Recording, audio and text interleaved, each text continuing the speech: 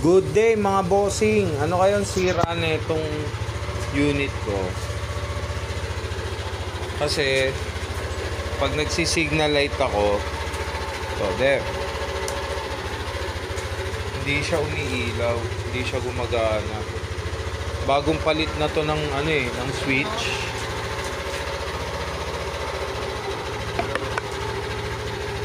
Ayan, delay. Minsan delay siya.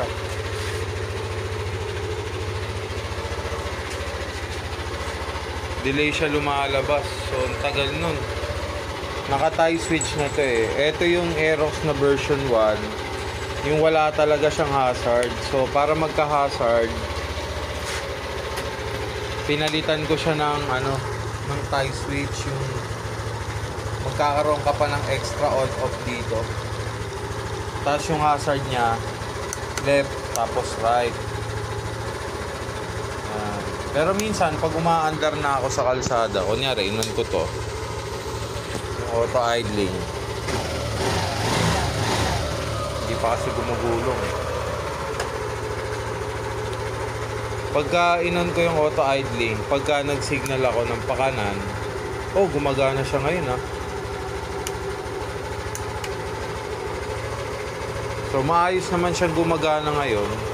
Pero may oras na pagka finish ko siya sa kanan,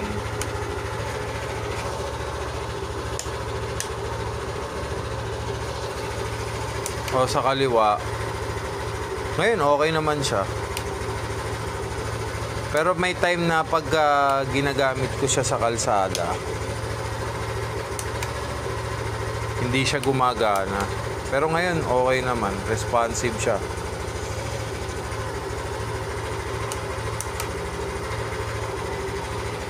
Hindi ko alam kung humihina yung contact nito eh.